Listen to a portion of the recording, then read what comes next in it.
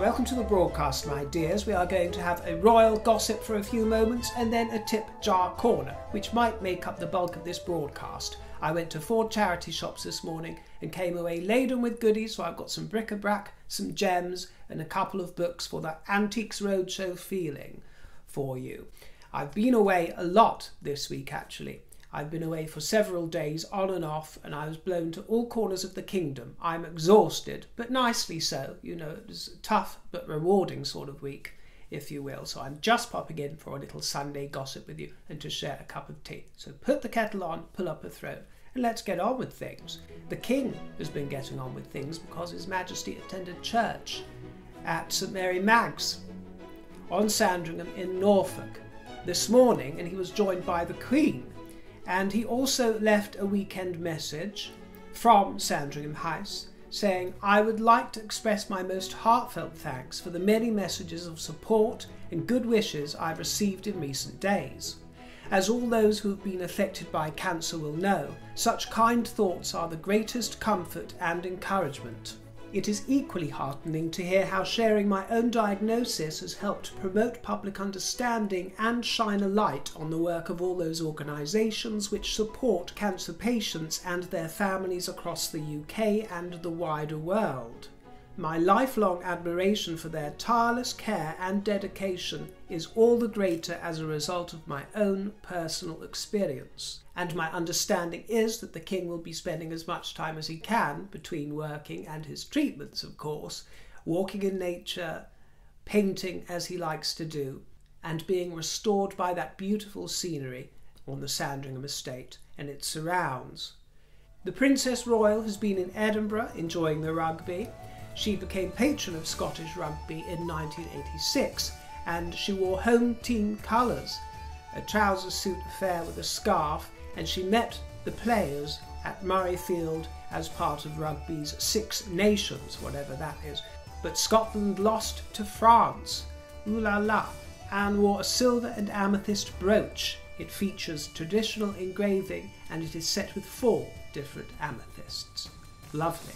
I mentioned her a few days ago, but I want to talk about Ingrid Seward again and the book that she is releasing, a biography of the King and his life and his relationship with his mother, which has actually received quite a good dose of rave reviews I've seen. Actually, I haven't got the book, but I've read segments and good reviews. You know, she does have form as an insider. She's hung out with a lot of royals, including at their homes, so she's not just any old hack. She knows her stuff, and she told Camilla Tominey this week a few things which I'm going to quote because I think they're of interest. And one point that she made is that she says, "I think Harry spells danger for the King. The trouble is, whenever Harry's around, there's a certain amount of animosity, not from Charles, but people have to remember that this is someone who has been extremely rude about the current Queen. As much as Charles loves Harry, he's not going to be all over him like a rash." And this is a point I've made several times over many months about Charles and over many years about William. Harry is not the only one who is so utterly protective about his wife. The difference is that the King and the Prince of Wales are protective and defensive about their wives because their wives have actually been attacked tangibly, cruelly. Do you understand the difference? It echoes what I've told you. Remember, and this is going back probably over 2 years now, I forget the timeline, but when I first mentioned Prince William's fury from what I had heard going on behind the scenes from people with a very close association to William, the word I used then that was passed to me from my contact was the word incandescent. William is incandescent. And it's a word I continue to use because it has proved to be true, hasn't it? That flame of incandescence has not burned out.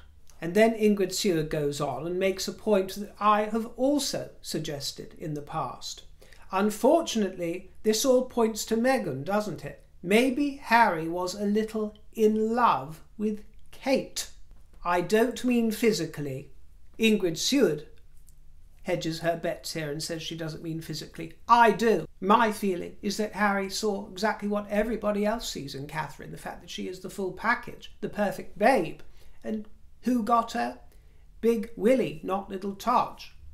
He had to make do with his booby prize, and then he had to tell us all, was it in Spare? He had to tell us all how all the men in the family fancied her anyway. There were nervous wrecks around her whenever they met her. Well, perhaps they were, my dear, but not for the reasons that you might be suggesting. I don't mean physically, but mentally. Remember when it was just the three of them? Harry always longed for a sister. He told Diana that. Psychologically, I think he just adored her, and he was always there at Kensington Palace in their fridge, you know, what's for supper, that sort of thing. And she says, I think that Meghan must have been incredibly envious and then jealous of Kate.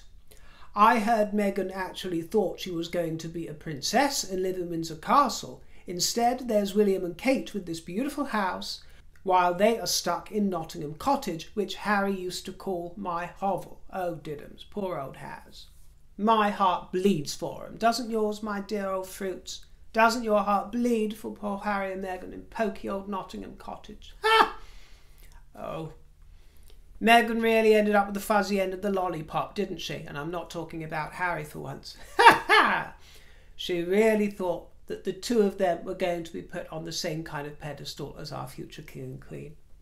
Was not going to happen. Of course, they were still going to be put on a wonderful pedestal as ambassadors for the Commonwealth, and if they'd played their cards right, and if they were decent, honourable people, would have been lauded throughout their lives, not just for a few short years collecting trophies as Legends of Aviation and Windbag of Women in Power, or whatever awards she gets doled out for doing very little over a very short space of time.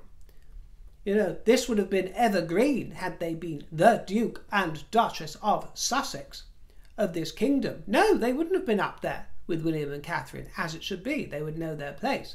But they still would have had the chance of a very charmed existence. And if they found it stressful and emotionally draining and this, that and the 10th, no one was forcing them to do all the engagements they were doing.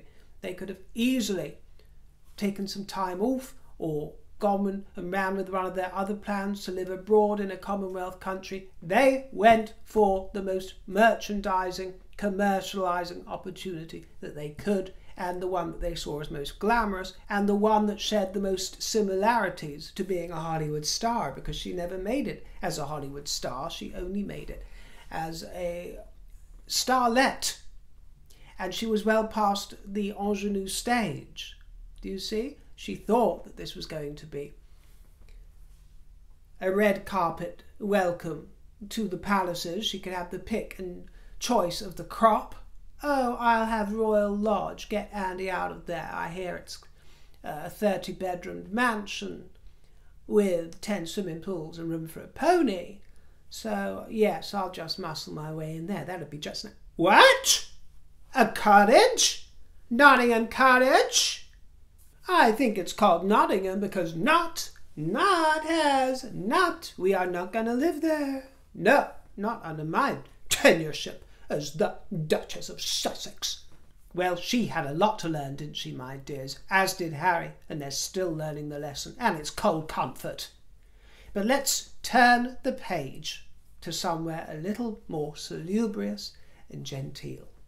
Come with me to Tip Jar Corner.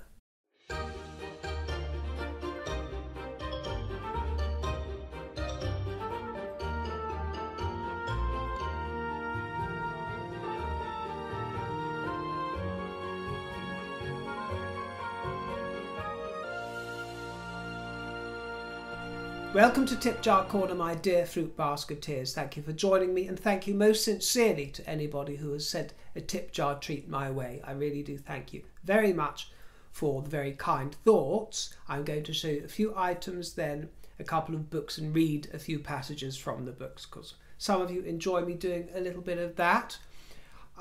When it comes to the clothes, because you know I have to dress myself, last year I did 150 broadcasts, a different sort of costume, if you will, for most of those broadcasts, and I continue on that vein because I enjoy it, as well as you seem to rather enjoy me dressing up. So I will continue doing that. I'm not going to showcase all the frocks and the garments that I get, though my dear, get a little bit draining. But what I've started doing is showcasing the items that I find at the charity shops for you on the new fabrics that I found, such as this top you'll see and a few other gowns and things. So I kind of weave them in that way. I hope you understand. But let's start with what I thought was a fruit basket. And after we found the fruit basket ornament in the last tip jar corner, I found another basket, but I'm not quite sure if it's fruit or vegetables. I think that's a big vegetable in the middle. What do you think there, my dear? And this 3D scene, which is very cottage core, isn't it? Three-dimensional, framed in a country green, a rustic tableau of two woven baskets, one with handle, brimming with peach and yellow blooms and dry grasses, and then the other is laden with vegetables of the season or the odd fruit. I'm not sure. I thought I saw an apple, a pear. Perhaps there's a mixture of fruit and veg, but either way it's served on blue gingham, and this was just £2, which is why I picked it up. And there was more fruity fun when I spotted this apple teapot, full of charm, isn't it? Full of charm and whimsy. It's sliced through the heart with pips on display, and it opens to reveal a secret core within the core for small treasures. And it's painted in apple reds and green, and I've displayed it here on this blue sequin gown, which I found for £7. Very slinky, isn't it? Slinky galinky. The teapot, by the way, was just £1, so how could I resist? The observant among you can't get anything past my old fruits. The observant among you noticed a little golden cherub at my side in the previous broadcast, but it was gazing away from you, and some of you took offence at that. Well, actually, the cherub was gazing up at Alexandra. You know, this was our Queen Alexandra, consort of the nation. That's exactly who the cherub was gazing at. And I do find cherubs fascinating. I always loved the words cherubim, seraphim, you know, this sort of thing, and you find them in hymns and historical works about celestial beings. But there is always something about the old curiosity shop about them, isn't there, in Victoriana, and they always have a slightly creepy look. Well, I won't say always. Some of them are rather adorable. Some of them will have a creepy look or a quizzical look, because I suppose, you know, they're sort of babes presented with the minds and thoughts of and wisdom of the older generations, perhaps. But this one is displayed here on a scarf of musical notes, a sheer fabric affair that I found in peachy cream with orange notes, quavers, sharps, semi-crotchets and treble clefs, pure whimsy. And now for a blue gem necklace. Ocean blue stones, 9 in number, subtly faceted with a mysterious shimmer, ocean deep, strung on a chain of gunmetal links and showcased on a second-hand loose jacket, the one I ended up wearing in this broadcast, in fact, in red and black, with shoulder pads, embellishments to the breast, and shiny black buttons trimmed in gold. Now this one was a special find, a vintage parure or demi-parure set of something for the neck and some earrings. I can't wait to wear this one, and I have named it the Kris Kringle Parure. The red, green and gold, reminiscent of Christmas. I couldn't get away from the sort of Christmas look of it, my dear, but we're a bit late for that season, but who says that that's the only time I can wear it? Rubies and emeralds adorn this piece, and rubies and emeralds were always my first love, my dear, because of the Wizard of Oz. I know it's a cliche, but oh, what I wouldn't have given for those ruby slippers and to prance around the Emerald City. Lovely. So rubies and emeralds always captured my imagination and intrigued me. And of course, when I talk about gems and rubies and emeralds and diamonds, I'm speaking about the costume kind, not necessarily the kind that you'll find at Asprey or Cartier, but they still shine and sparkle rather nicely and adequately for a magpie like me. These were £15 for the set, which I thought was fair because they are quite substantial. And I love how the shape of the earrings with their wide base and curve is reflected in the necklace design, almost as if two segments from the necklace have been removed and set on the lobe, all on gold and displayed on a black and red velvet short sleeve top that I also found today, £2.25. that I will probably pair with my red velvet jacket in future. I thought that would be a good match. But this is what I was telling you the other day, wasn't it, my dear, when I started showing you a few earrings that I was looking out for, some vintage ones and some vintage parures, but that it might take a bit of time to find that kind of thing. Well, that one sprung up this morning alongside another one in similar colours, a similar palette. This one, the red currant ruby parure, which I've named after the two juiciest stones in the middle, the red currant ruby parure. The same colour palette we've seen before. It would have been really nice actually to find one, let's say, in blue and yellow or some sapphire, topaz affair, but they were in the same colours, but a different inspiration and the addition of diamonds. This was £10. And then another set of separate earrings. Sorry for the lack of variety in colour. I'm wearing them now actually, but these are another red and gold affair. Rubies encrusted with diamonds and haloed with a depiction of leaves in gold, the main stone mounted on a perforated grid. And I am showcasing these on The Book of Delights, an anthology of words and pictures by John Hadfield, which I picked up for £1.99. This new and revised edition from 1976 was £4.75 originally, so I got it for £3 off the original price. And you discover with me this photograph. We're discovering this together. This was the moment I spotted it, and I love this.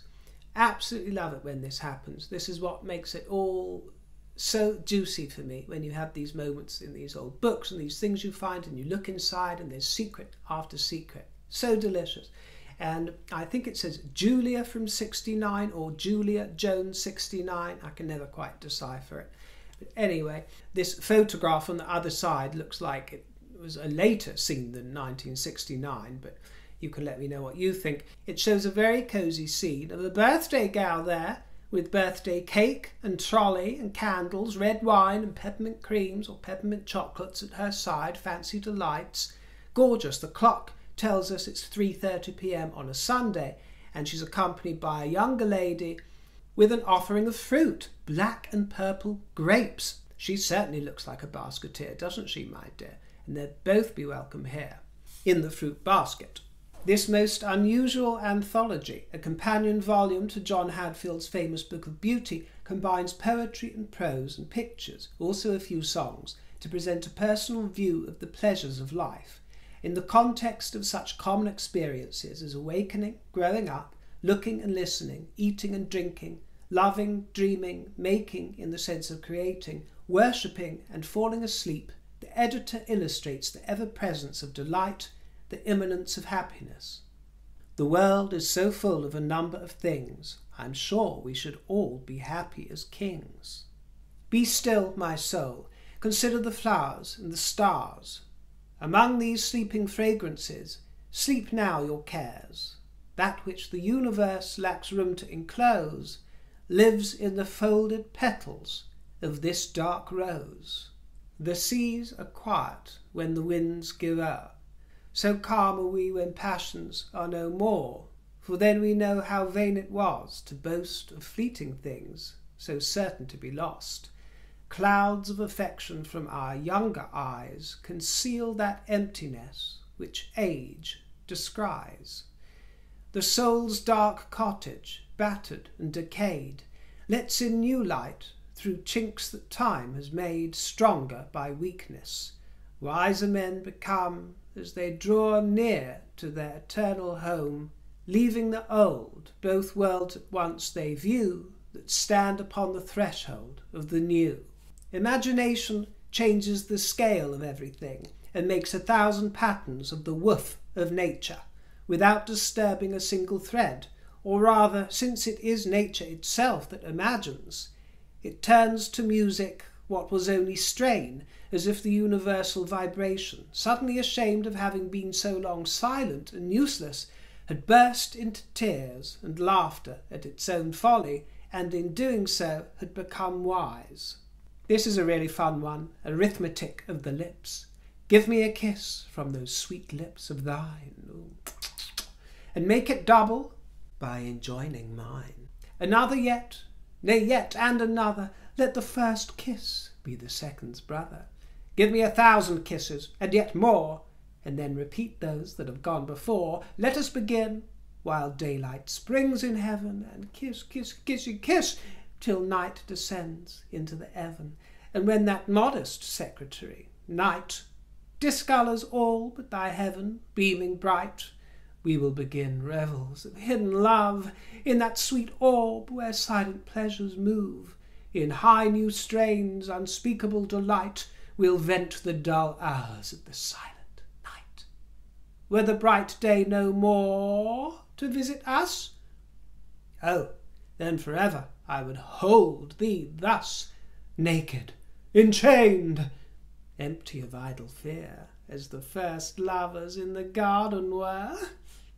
I'll die betwixt thy breasts that are so white. Oh dear, where's this one going, my dear? For to die there would do a man delight. Speak for yourself, love. Embrace me still, for time runs on before, and being dead we shall embrace no more. Let us kiss faster than the hours do fly. Don't smudge the lipstick. Long live each kiss, and never know to die. Let us vie kisses till our eyelids cover, and if I sleep, count me an idle lover. Admit I sleep, I'll still pursue the theme, and eagerly I'll kiss thee in a dream. Don't tuck your napkin under your chin, or spread it upon your breast. Bibs and tuckers are for the nursery. Don't spread your napkin over your lap, let it fall over your knee. Don't eat your soup from the end of your spoon, but from the side. Don't gurgle, or draw in your breath, or make other noises when eating soup.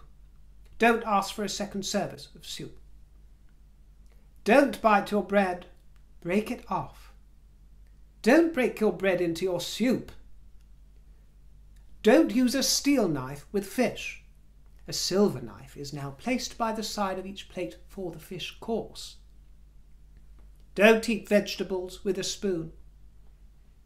Eat them with a fork. The rule is not to eat anything with a spoon that can be eaten with a fork. Even ices are now often eaten with a fork. Don't leave your knife and fork on your plate when you send it for a second supply. Don't apply to your neighbour to pass articles when the servant's at hand. Don't, as guest, fold your napkin when you have finished. Place the napkin loosely on the table. I always eat peas with honey. I've done it all my life. They do taste kind of funny, but it keeps them on the knife. A voice by William Cavendish, Duke of Newcastle. Your voice, that's ravishing, so rare, it moves the serene panting air, and makes the woods to walk. Hard-hearted rocks are moved to tears, and earth doth stretch her porous ears. Rivers leave murmuring talk. The sun so ravished in his ear, as will not leave thy hemisphere. The fixed stars now move, and all the planets have no choice, but now we are fixed by the voice. Thus all is turned to love. Hard minerals now liquid flow, swelled hills fall into valleys low. Amazed where you do come, the wildebeests tame, void of fears, and all men's senses turned to ears. The twattling echo dumb. Kissing your hand may make you feel very, very good, but a diamond and sapphire bracelet lasts forever. Anita Lois, gentlemen prefer blondes. I think this next find was my favourite of the entire day though, including the parures, and that is this porcelain dusky rose on a brass stem. It is so versatile, you can place it anywhere on anything and it just elevates the scene with its delicate petals, blushing from cream to deep pink. It's just gorgeous. Roses add instant glamour and romance to any room, to any scene, to any moment. Roses, roses, roses. The colour contrasts very well with this blue that you see here on the book, A Private House of Prayer by Leslie D. Weatherhead.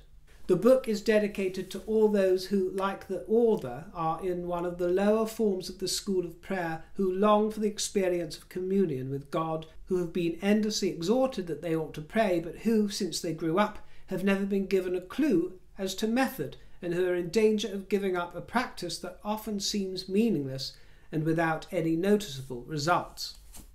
I will sign off with a reading from this book by Elizabeth Craven, Adoration, Praise and Thanksgiving. Thank you for your company, my dears. I hope it was a nice little gentle amusement for you on a Sunday evening, if I manage to get up and out in time. I will see you next time, my dears. If I made you smile, my tip jar remains in the description box. And if I didn't, well, fuck you. It was still a treat to have your fruity presence. I appreciate it, and I will see you next time, my dear.